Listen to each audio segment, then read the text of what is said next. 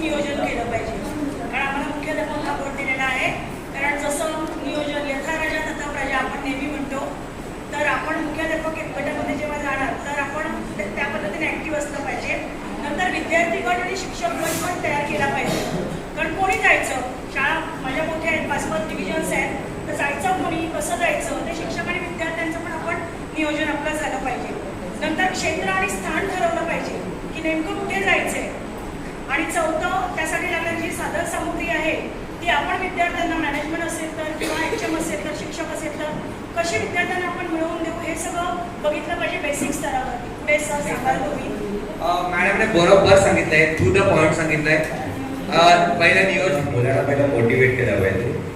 10 दिवस शाळा नाही आहे दप्तर शिवाय, शाळेमध्ये असं नाही की शाळा जायचंच नाहीये. पालक मोटिवेट करून असेल तर मुलांना मोटिवेट करून शाळेला पाठवायला पाहिजे.